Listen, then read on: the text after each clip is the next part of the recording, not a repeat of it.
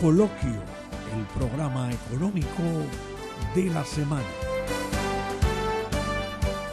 Bien, vamos a recibir al ingeniero Salvador Rivas Jiménez, un experto en combustibles y energía no convencional. Muy buenos días. Muchos saludos a ustedes. Saludos, Salvador. Esteban, mira que y a los tremendo invitado. televidentes, ¿verdad? En esta hora tan temprana. Pero inicialmente queríamos preguntarte, para que nos haga una descripción breve, pero bien explícita, sobre a qué nos referimos cuando hablamos de energía no convencional. Una buena definición.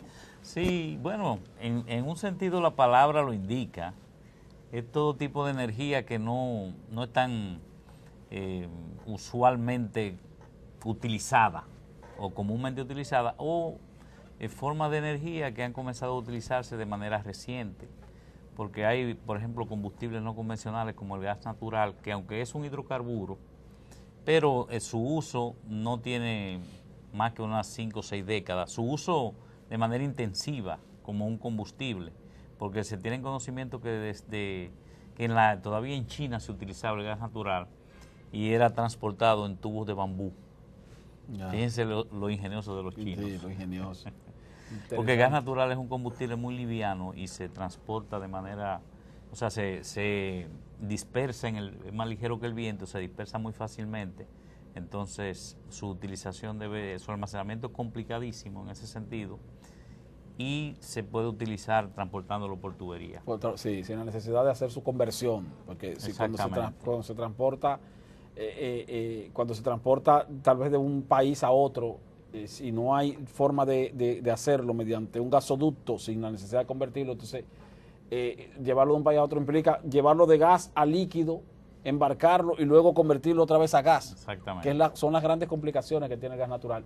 Pero es lo que ha permitido, escúchame la interrupción, sí, que en las últimas décadas su uso se haya diversificado tanto en el mundo y se esté utilizando en cualquier país. En cualquier país. Precisamente por esa capacidad de transporte. De manera líquida.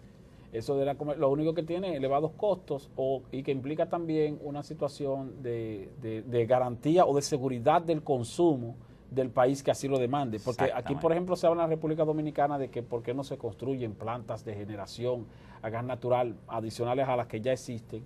Y es porque primero hay que identificar el país que te pueda ofrecer ese gas natural a un precio favorable. Es un precio a largo plazo. Pero entonces ese precio tiene que ser un precio con garantía de parte del suplidor de que tú le vas a comprar durante un periodo específico largo ese gas que tú le vas a demandar, porque para cada cliente hay una condición especial. Hay que mandar a hacer las embarcaciones, hay que garantizar que ese gas tú lo vas a consumir. ¿Cómo lo vamos a almacenar? Porque no se devuelve. O sea, fíjate, Esteban es un conocedor tremendo del tema. Que no se devuelve. O sea, tú compras petróleo o compras y se queda ahí. y compras combustible terminado o compras carbón mineral. Y lo almacena. Y tú puedes decirle al suplidor, mira, no voy a usar el barco, devuélvete. Y entonces, ¿qué va a hacer ese suplidor? Te va a penalizar, te pone una penalidad y se devuelve su mercancía. Encuentra siempre el mercado. Sí, pero en el caso del gas natural, no. Si yo mandé un barco para la República Dominicana, es porque ahí se va a consumir ese gas. Si no lo van a consumir, como quiera tienen que pagármelo, porque yo no tengo a quién más vendérselo. Exactamente. Porque cada cliente tiene su característica, entonces ahí se hace más difícil. Pero quería preguntarte. La complejidad viene fundamentalmente por el hecho de que se requiere una inversión muy cuantiosa en su forma de almacenamiento. En su forma de almacenamiento. Ahí es que está el quid del asunto, y es una muy compleja infraestructura que implica mucho costo, y además la conservación de ese combustible por largo tiempo implica que se va a regasificar de manera natural. Entonces habría que ventearlo o quemarlo, porque tal y como tú dices, hay que emplearlo. Hay que usarlo. ¿Cuál es Esa es la complejidad, y por eso los contratos que se firman son muy garantistas, son a largo plazo, y por lo regular son de la modalidad take or pay, es decir, lo tienes que comprar aunque no lo utilices. ¿Cuál es la experiencia que tiene el país, además la cantidad de generación de energía eléctrica utilizando el gas natural? Por ejemplo, conocemos el caso de AES Andrés, conocemos las plantas que recientemente le fueron agregados con la eficiencia, prácticamente una duplicación con el manejo de 50% de los gases. El llamado ciclo combinado. Del ciclo combinado en los minas. ¿Cuál es la experiencia con el gas natural? Y si hay algún proyecto en carpeta, o sea, adicional. Porque, por ejemplo, la gente pregunta todos los viernes, cuando se dan a conocer los precios de los combustibles, el precio del gas natural, el metro cúbico cuesta tanto. ¿Cuál es el uso del gas natural aparte de AES Andrés, aparte de la planta generadora de Seaboard, que está aquí, en la avenida... en Los del Sama, puerto. Sí. en la, Del puerto. en en la la avenida orilla del puerto. occidental del Exacto. río Sama. Del río Sama. Sí. Sí, bueno, son muchos temas que se pueden... Pero están ligados. Sí, se están muy correlacionados y de hecho nosotros, hasta hace poco tiempo, nosotros fuimos de los únicos 15 países en el mundo que contaba con una infraestructura de gas como la que usted menciona de AES Andrés. Es una infraestructura extraordinaria porque implica una inversión muy cuantiosa, en su momento más de 200 millones de dólares, y eso permitió que nuestro país se colocara dentro de esas 15 naciones que contaban con terminales para el almacenamiento de gas líquido. Y originalmente ese contrato para la generación de energía, en los momentos en que se hizo hubo muchas fluctuaciones con los precios del gas. Con los precios, sí. Porque para nadie es un secreto que los Estados Unidos eran un gran consumidor de hidrocarburos y de gas natural en particular. Es decir, los Estados Unidos importaban gas y eso implicaba una fuerte demanda.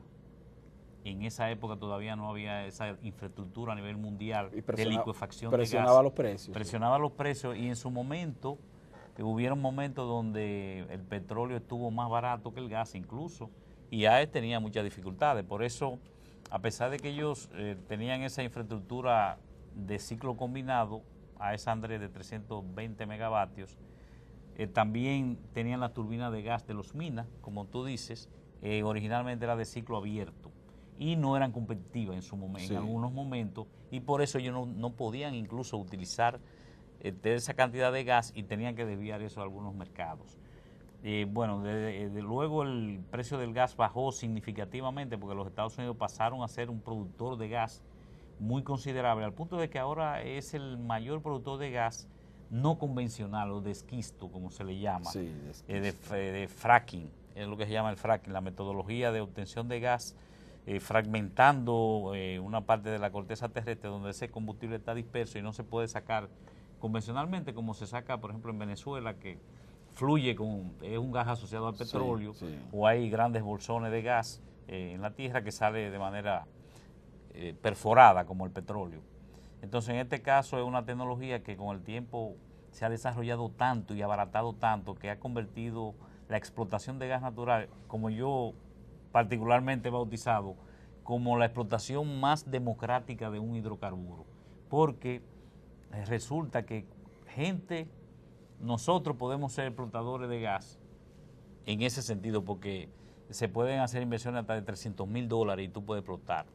Eso ha hecho que miles y miles y miles de pozos estén abiertos en los Estados Unidos produciendo gas y lo han convertido en el país mayor productor. Sí. Y naturalmente eso hizo que dejara de importar, a su vez pasó a ser ya exportador. Sí. Nosotros nos hemos beneficiado de esa situación porque el gas natural que se recibió, como se hizo un contrato a 20 años en su momento, y se puso como referencia precisamente el mercado de los Estados Unidos. Entonces, al bajar tanto en el mercado de los Estados Unidos, ese beneficio ha venido a la República Dominicana y ha llegado el momento incluso que el gas natural, la generación con gas natural, paradójicamente ha sido más barata que con carbón. En este momento, claro, a esos precios que obtuvo AES cuando hizo ese contrato en el año 2002, que vence en el año 2022. Y a partir de ahí habrá que ver cómo se comporta el mercado. Eso, bueno, se hizo lo del ciclo combinado para optimizar, bien como tú dices, una cuantiosa inversión, pero como no se usa combustible adicional, todo es ganancia. Sí, todo es ganancia. Entonces se logró aumentar la generación en aproximadamente un 50%, aumentando la eficiencia a más de un 50% del ciclo completo. Del ciclo completo. Entonces, naturalmente, con precios tan baratos del gas natural, recordemos nosotros que hubieron años cuando el petróleo estuvo a $120 el barril, no hace mucho, y el gas natural resultaba sumamente barato. Desde el 2007 el gobierno declaró el gas natural como un combustible de utilidad, mejor dicho, de estratégico, y se emitió un decreto declarándolo de esa manera y se comenzó un proceso de incentivo para el consumo en otros usos, es decir, a nivel industrial. Bueno, a nivel industrial se firmaron muchos contratos. A nivel del consumo de vehículos también. Y vehicular, ahí sí se involucró ya el gobierno dando una serie de facilidades e incentivos que motivó un crecimiento bastante considerable de ese combustible. Se convirtieron en un par de años más de 15.000 vehículos, que es una cantidad importante, sí. Se hicieron grandes inversiones, pero en eso vino una situación que se dio en el mercado internacional. El gas subió mucho, la gente se sintió un poco decepcionada, hay que reconocerlo, porque se vendió la idea de que ese combustible no iba a subir.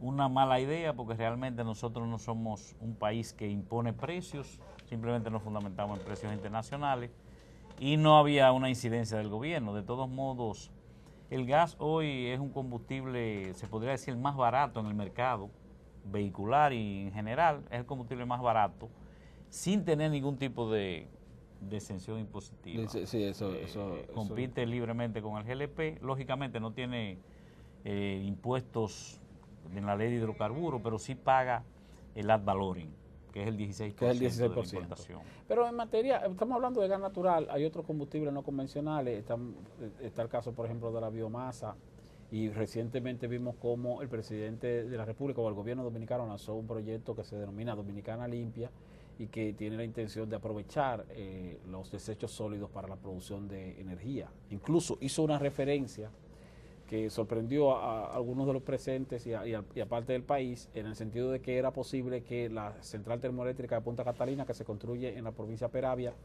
tenga la posibilidad de producir energía con base en una combinación de carbón mineral y de briquetas de desechos sólidos en una proporción de 90-10, es decir, que el 10% tal vez del combustible que demande esa planta pudiera ser de desechos, de briquetas hechas con base en desechos sólidos, o sea, en base en basura. ¿Qué tan factible es eso? O sea, eso se puede lograr con la facilidad con que lo expresó el presidente Danilo Medina o requiere de procedimientos ya más sofisticados. Bueno, el tema de la biomasa realmente en un país como la República Dominicana es un tema muy actual y muy real. Nosotros incluso hemos tenido intenciones de proyectos importantes. San Pedro de Macorís hay uno ahí. En San Pedro, biomasa, al lado del ingenio Cristóbal Colón. 26 megavatios, o sea, ese usa el bagazo de la caña. Sí. Pero es como hablamos, la tecnología se han abaratado y se ha hecho muy factible. Hoy por hoy en la República Dominicana una gran cantidad de calderas de vapor, para producir vapor, están utilizando biomasa. Hay un mercado importante de la biomasa porque sale barato, la tonelada se puede conseguir a un precio bastante competitivo. Cuando hablamos de biomasa, ¿estamos hablando de qué? Mira, la biomasa puede ser muy diversa. La biomasa es materia orgánica, en sentido general. Claro. La madera es una materia orgánica. Hay hierbas que especialmente se siembran como para hacer pellets o esa especie de briquetas. Se muelen, sí, se compactan, se secan y se convierten en un combustible sólido. El carbón es un combustible similar. La basura orgánica. El carbón vegetal. El carbón vegetal se obtiene de la biomasa. Sí, y en la República Dominicana, aunque no hay una regulación, ahora se está trabajando en crear una regulación, porque recordemos que la biomasa también puede ser cómplice importante de procesos de deforestación y ese tipo de cosas. Y hay que tener sumo cuidado. También está el control sobre la tecnología. No hace mucho tiempo en San Cristóbal explotó una caldera de biomasa precisamente. Hay que tener mucho cuidado porque dependiendo de dónde provenga la biomasa tiene diferente poder calorífico. Entonces ese proceso tecnológico es bien complejo. La basura es una fuente tanto de biomasa como de combustibles sólidos, porque ahí tenemos los plásticos. Los plásticos se obtienen de petróleo y pueden volver a esa condición mediante una especie de proceso parecido al que lo que se llama pirólisis. Pirólisis es una combustión con baja alimentación de oxígeno, es decir, es un fuego como cuando tú fumas una pipa Es una especie de pirólisis y ahí se obtienen, se pueden obtener gases y también se obtienen combustible. Entonces, volvemos al desarrollo tecnológico. Ahora mismo se están haciendo equipos sumamente compactos y eficientes que te cogen te cogen la basura en su forma diversa, se separan los diferentes componentes, por ejemplo, con los PETs o los plásticos tipo los de las botellas de refresco y esas cosas, se puede obtener combustible líquido tipo diésel u otros. Si se mantiene una destilación mayor, se puede obtener hasta sustituto de la gasolina. Pero fundamentalmente se puede obtener, si no hay mucho proceso, algo parecido al fuel oil. Entonces, tenemos que avanzar, o al diésel. Tenemos que avanzar mucho en lo que se conoce como la clasificación de los desechos sólidos. Pero eso lo hacen ya, las empresas están dispuestas a hacerlo ellos mismos. Es decir, recordemos que antes la disposición de la basura generaba costos elevadísimos en los países. Es decir, para tú recibir la basura tenías que pagar mucho dinero. En Estados Unidos eso cuesta más de $30. Pero ya la basura tiene tanto valor precisamente por la escasez que hay y todo se recicla. Entonces tú reciclas ese material que es sumamente nocivo para la naturaleza porque no se degrada, no es biodegradable. Requieren cientos, miles de años a veces para degradar ese tipo de cosas. Entonces tú puedes volver a usarlo como combustible. Pero los metales también tienen un comercio intenso porque ya más del 70% del acero es reciclado. Sí, reciclable. Después te quedan, por ejemplo, los papeles, cartones, que se hacen esas briquetas de biomasa perfectamente o se pueden utilizar para obtener papeles de nuevo. Y ya la materia orgánica, que es la que produce mucho material nocivo, como lo que se llama lixiviados, que son contaminantes de las aguas subterráneas, eso se puede hacer biomasa, tal y como tú planteabas. Eso se seca, se compacta y se convierte en esos pellets, pastillas de biomasa orgánica que se pueden quemar perfectamente en una caldera. De hecho, ahora mismo hay equipos de eso instalados en hoteles que procesan tú sabes que los desechos de los hoteles son componentes fundamentalmente de comida. De comida principalmente. Y ahí se sustituye prácticamente todo el consumo de combustible de las calderas, que también tienen mucha utilización en los hoteles para la producción de agua caliente, vapor y ese tipo de cosas. Es decir, que hay un aprovechamiento casi total. Y las empresas están dispuestas incluso a pagarle a los hoteles por eso, además del beneficio que le ofrecen, reduciendo el costo de los combustibles como un 50%. Vaya. Hay también una fuente. Por eso que ha planteado el presidente es totalmente real. Lo que hay que ver desde el punto de vista tecnológico, sí, porque esas calderas son máquinas muy sofisticadas, entonces ahí el poder calorífico de los componentes tiene que ser bien ajustado para... Pero decía una proporción de un 10%, yo pienso que eso perfectamente se podría hacer. Aunque con esto que yo estoy planteando en pequeña escala, yo creo que no habría ni necesidad de ir tan lejos. Mira, para poder aprovechar. De mi parte, Salvador, como último tema. Yo se lo advertí que este tema no es pequeño. El mar y los ríos y los canales de este país están invadidos de plástico irresponsablemente lanzado por la gente. Solamente recolectar eso, moler todo ese plástico, porque aquí hay empresas que muelen el plástico, que es una materia prima, lo exportan. Y lo exportan para China. Sí. Pero si lo utilizamos aquí, le sacamos más beneficio en energía.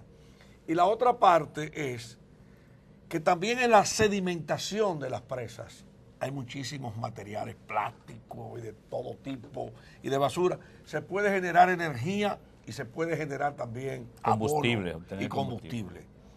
¿Se nos ha acabado el tiempo, Esteban? Sí, ya estamos acercándonos al final del espacio, pero...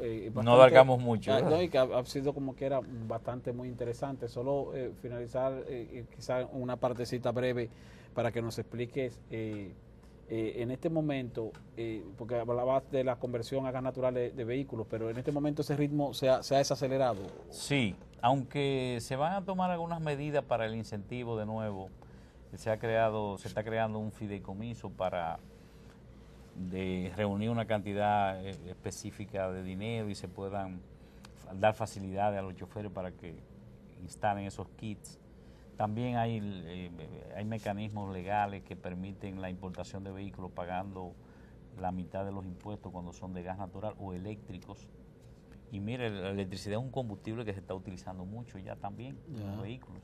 Ahora Sí. mismo hay una empresa que está haciendo una que está conversión. promoviendo la conversión para el uso eléctrico. Vamos a agradecerle al ingeniero Salvador Rivas Jiménez, experto en combustible y en energía no convencional, su participación aquí.